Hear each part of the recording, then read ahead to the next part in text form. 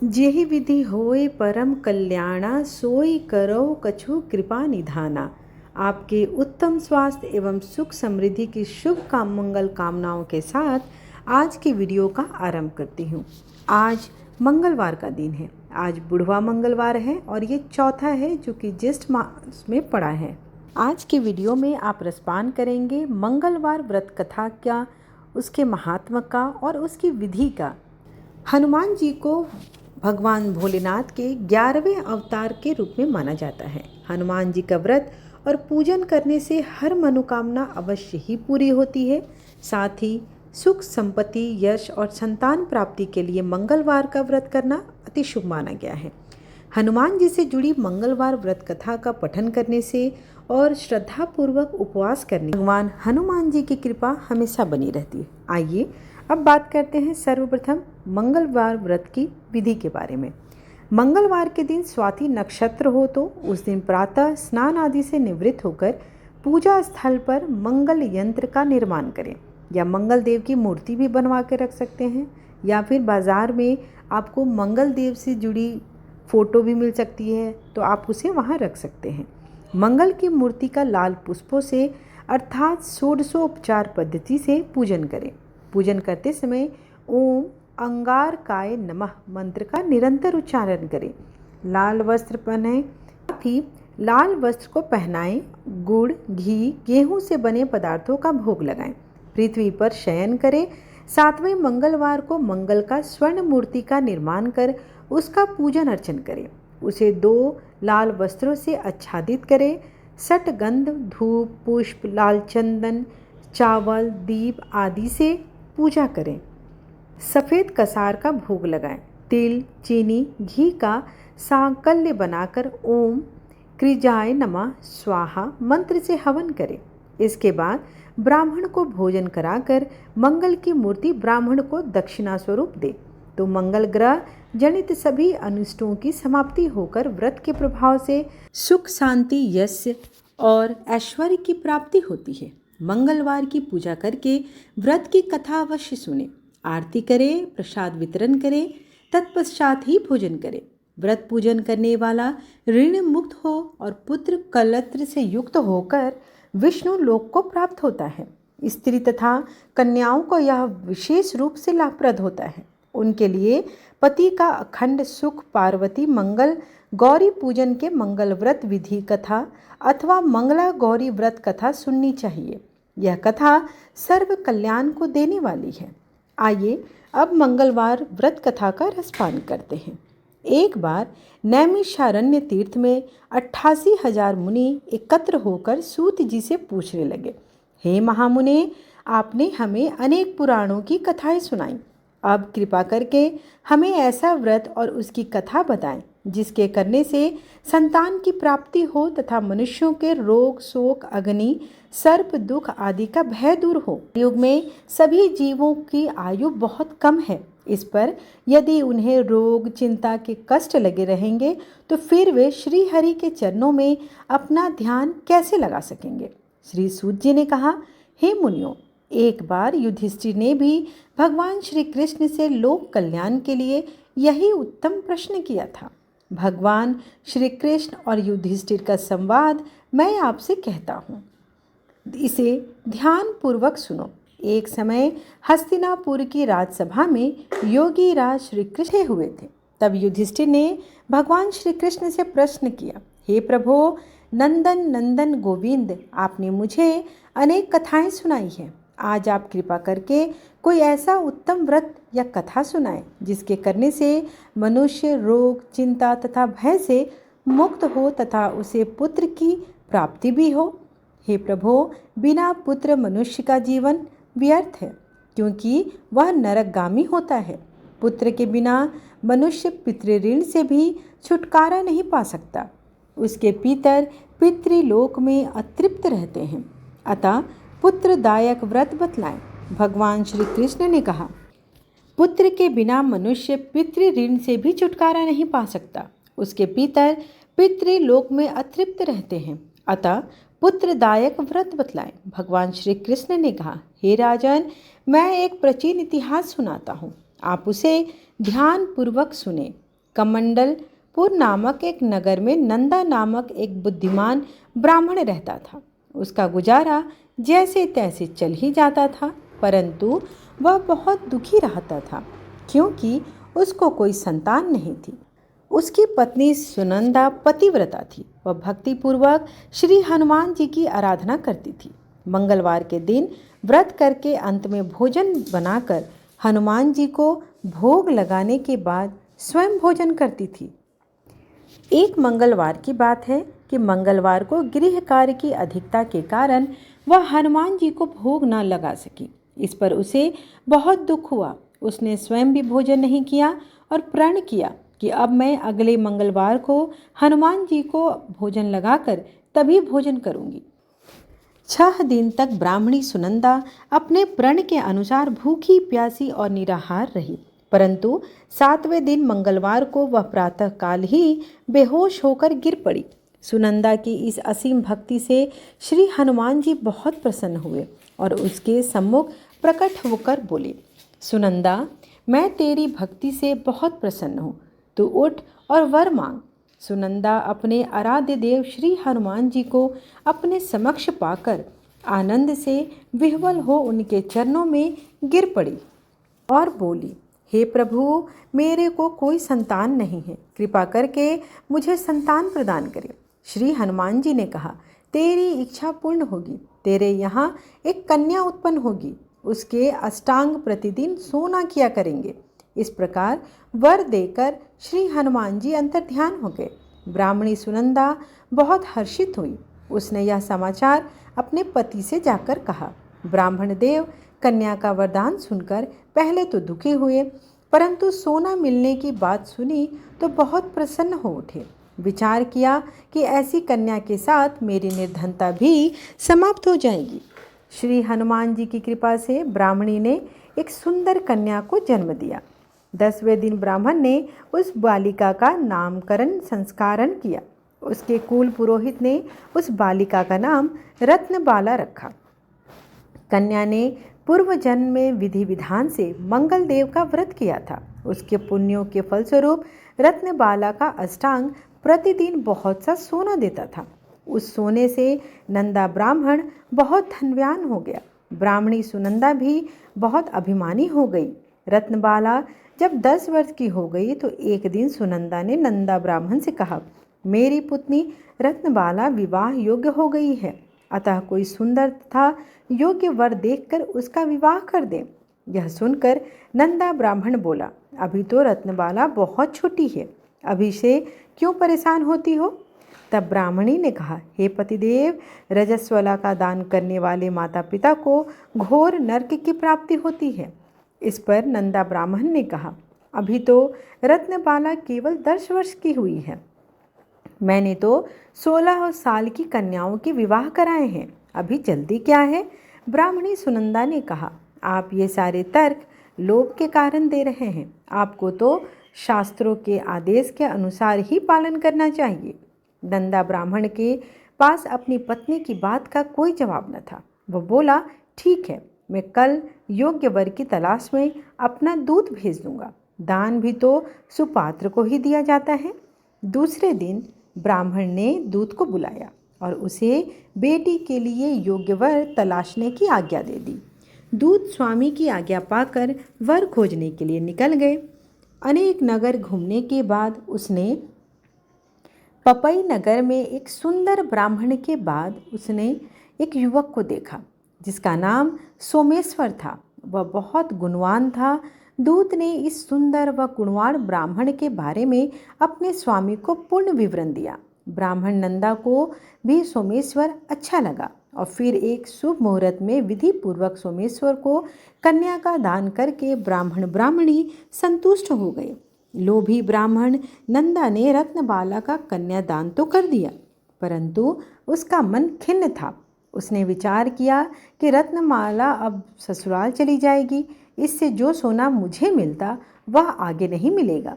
मेरे पास जो धन था कुछ तो इसके विवाह में खर्च हो गया और जो शेष बचा है वह भी कुछ दिन के पश्चात समाप्त हो जाएगा। उसने विचार किया कि अब कोई ऐसा उपाय करूं कि रत्नबाला मेरे घर में ही बनी रहे। आखिर उसने एक क्रूर निर्णय लिया। उसने विचार किया कि जब रत्नबाला का पति सोमेश्वर उसे अपने घर वापस ले जा रहा होगा तो वह मार्ग में उसका वध करवा देगा और अपनी पुत्री को अपने घर वापस ले आएगा, जिससे नियमित रूप से उसे सोना भी मिलता रहेगा और समाज की नज़र से भी वह बच जाएगा। प्रातःकाल हुआ और नंदा और सुनंदा ने अपने जमाता तथा पुत्री को बहुत सारा धन देकर विदा कर दिया। सोमेश्वर अपनी पत्नी रतनबाला को लेकर अपने नगर की तरफ चल दिया। ब्राह्मण नंदा ने क्रूर निर्णय को कार्य रूप देने के लिए अपने दूत को मार्ग में अपने जमाई का वध करने के पहले ही भेज दिया। दूत मार्ग में ही छिप कर बैठ गया और जैसे ही सोमेश्वर उसके छिपे हुए स्थान पर पहुंचा, ब्राह्मण दूत ने स्वामी की आज्ञा का पालन किया, सोमेश्वर का वध कर दिया और यह समाचार ब्राह्मण तक भी पहुंच गया। अपने जमाता के वध का समाचार सुनकर नंदा ब्राह्मण अपनी पत्नी के साथ वहां पहुंचा जहां यह जघन्य अपराध हुआ था और रुदन करती ही अपनी पुत्री से बोला, पुत्री, लुटेरों ने ऐसा अनर्थ करते हुए कुछ नहीं सोचा। भगवान की यह कैसी इच्छा थी, लेकिन भगवान की इच्छा के आगे किसी का कोई वश नहीं चलता। अब तू घर चल, जो भाग्य में लिखा है वही होगा। अपने पति की मृत्यु से रतनबाला बहुत दुखी हुई। उसने मरने की ठान ली। उसने विलाप करते हुए अपने माता पिता से सती होने की इच्छा जताई। माता पिता ने बहुत समझाया लेकिन वह ना माने। तब ब्राह्मण नंदा यह विचार करने लगा, मैंने व्यर्थ ही जमाता वध का पाप अपने सिर पर लिया। रत्नबाला अपने पति के साथ अपने प्राण तक देने को तैयार है। मेरा तो दोनों तरफ से मरण हो गया, धन तो अब मिलेगा नहीं। जमाई वध के पाप के फलस्वरूप यम यातना भी भुगतनी पड़ेगी। यह सोचकर वह बहुत दुखी हुआ। सोमेश्वर की चिता बनाई गई। रत्नबाला सती होने की इच्छा से पति का सिर अपनी गोद में रखकर चिता में बैठ गई। जैसे ही चिता को अग्नि दी गई वैसे ही प्रसन्न हो मंगल देव वहां प्रकट हो गए और बोले, हे रत्नबाला, मैं तेरी पति भक्ति से बहुत प्रसन्न हूँ, तू वर मांग। रत्नबाला ने अपने पति का जीवन दान मांगा। मंगल देव बोले, रत्नबाला, तेरा पति अजर अमर है, इसके अतिरिक्त तेरी जो कोई इच्छा हो वह भी तू मांग। रत्नबाला ने कहा, हे ग्रहों के स्वामी, यदि आप मुझ पर प्रसन्न हैं तो मुझे यह वरदान दीजिए कि जो भी मनुष्य मंगलवार के दिन प्रातःकाल लाल पुष्प लाल चंदन से पूजन करे उसे रोग व्याधि ना हो, स्वजनों से कभी वियोग ना हो, सर्प अग्नि और शत्रुओं का भय ना हो, उसका घर परिवार सभी प्रकार के सुखों से भरा हो। स्वामी, कोई यदि ऋण करता हो तो वह ऋण मुक्त हो जाए, धन संपत्ति का मालिक बन जाए। जो स्त्री मंगलवार का व्रत करे वह कभी विधवा ना हो। मंगल देव तथास्तु कहकर अंतर ध्यान हो गए। मंगल देव की कृपा से सोमेश्वर जीवित हो उठा। रत्नबाला अपने पति को पुनः प्राप्त कर बहुत प्रसन्न हुई। सोमेश्वर ने अपनी पत्नी को लेकर अपने नगर को चला गया।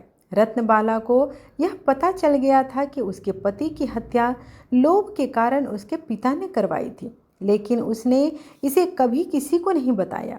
उसने पिता को क्षमा कर दिया। पति पत्नी ने आजीवन मंगलवार का उत्तम व्रत किया और मंगल देव की कृपा से इस लोक का सुख ऐश्वर्य भोग कर अंत में स्वर्ग लोक को गए। इस प्रकार मंगलवार व्रत कथा यहीं पर समाप्त हुआ। दूसरी कथा का भी रसपान करते हैं। एक समय की बात है कि एक ब्राह्मण दंपति की कोई संतान नहीं थी, जिस कारण वह बेहद दुखी थे। एक समय ब्राह्मण वन में हनुमान जी की पूजा के लिए गया था। वहां उसने पूजा के साथ महावीर जी से एक पुत्र की कामना की। घर पर उसकी स्त्री भी पुत्र की प्राप्ति के लिए मंगलवार का व्रत करती थी। वह मंगलवार के दिन व्रत के अंत में हनुमान जी को भोग लगाकर ही भोजन करती थी। एक बार व्रत के दिन ब्राह्मणी ना भोजन बना पाई और ना ही हनुमान जी को भोग लगा सकी। उसने प्रण किया कि वह अगले मंगलवार को हनुमान जी को भोग लगाकर ही भोजन करेगी। वह भूखी प्यासी 6 दिन तक पड़ी रही। मंगलवार के दिन वह बेहोश हो गई। हनुमान जी उसकी निष्ठा और लगन को देखकर अति प्रसन्न हुए। उन्होंने आशीर्वाद के स्वरूप ब्राह्मणी को एक पुत्र दिया और कहा कि यह तुम्हारी बहुत ही सेवा करेगा। बालक को पाकर ब्राह्मणी अति प्रसन्न हुई। उसने बालक का नाम मंगल रखा। कुछ समय उपरांत जब ब्राह्मण घर आया तो बालक को देख पूछा कि वह कौन है। पत्नी बोली कि मंगलवार व्रत से प्रसन्न होकर हनुमान जी ने उसे यह बालक दिया है। ब्राह्मण को अपनी पत्नी की बात पर विश्वास नहीं आया और एक दिन मौका देखकर ब्राह्मण ने बालक को कुएं में गिरा दिया। घर पर लौटने के बाद ब्राह्मणी ने पूछी सेवा करेगा। बालक को पाकर ब्राह्मणी अति प्रसन्न हुई। उसने बालक का नाम मंगल रखा। कुछ समय उपरांत जब ब्राह्मण घर आया तो बालक को देख पूछा कि वह कौन है। पत्नी बोली कि मंगलवार व्रत से प्रसन्न होकर हनुमान जी ने उसे यह बालक दिया है। ब्राह्मण को अपनी पत्नी की बात पर विश्वास नहीं आया और एक दिन मौका देखकर ब्राह्मण ने बालक को कुएं में गिरा दिया। घर पर लौटने के बाद ब्राह्मणी ने पूछा कि मंगल कहाँ है। तभी पीछे से मंगल मुस्कुराकर आ गया। उसे वापस देखकर ब्राह्मण आश्चर्यचकित रह गया। रात को हनुमान जी ने उसे सपने में दर्शन दिया और बताया कि यह पुत्र उसे उन्होंने ही दिया है। ब्राह्मण सत्य जानकर अति प्रसन्न हुआ। इसके बाद ब्राह्मण दंपति प्रत्येक मंगलवार को व्रत रखने लगे। जो मनुष्य मंगलवार व्रत कथा को पढ़ता है या सुनता है और नियम से व्रत रखता है उसे हनुमान जी की कृपा से सब कष्ट दूर होकर सर्व सुखों की प्राप्ति होती है और हनुमान जी की दया के वे पात्र भी बनते हैं। आइए अब आरती करते हैं। आरती की जय हनुमान लला की, दुष्ट दलन रघुनाथ कला की। जाके बल से गिरवर कापे, रोग दोष जाके निकट न झाके। अंजनी पुत्र महाबलदाई, संतन के प्रभु सदा सहाई। आरती की जय हनुमान लला की, दुष्ट दलन रघुनाथ कला की। देवीरा रघुनाथ पठाए, लंका जारि सिया सुधिलाए। लंका सुकोट समुद्र सिखाई, जात पवन सुत वार न लाई। लंका जारि असुर सब मारे, सिया राम जी के काज सवारे।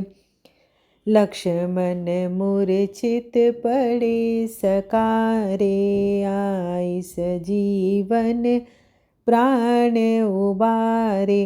पैठी पाताल तोरी जमकारे, अहि रावण की भुजा उखाड़े। बाई भुजा असुर दल मारे, दाहिने भुजा संत जन तारे। सुर नर मुनि जन आरती उतारे, जय जय जय हनुमान जी उचारे। कंचन थार कपूर सुहाई, आरती करत अंजना माई। जो हनुमान जी की आरती गावे, कसी बैकुंठ परम पद पावे। लंका विध्वंस किए रघुराई, तुलसीदास स्वामी कीर्ति गाई। आरती की जय हनुमान लला की, दुष्ट दलन रघुनाथ कला की। आशा करती हूँ कि आपको आज के वीडियो पसंद आई हो। वीडियो पसंद आए तो एक लाइक अवश्य करें और दिल से कमेंट बॉक्स में जय श्री राम अवश्य लिखें। धन्यवाद।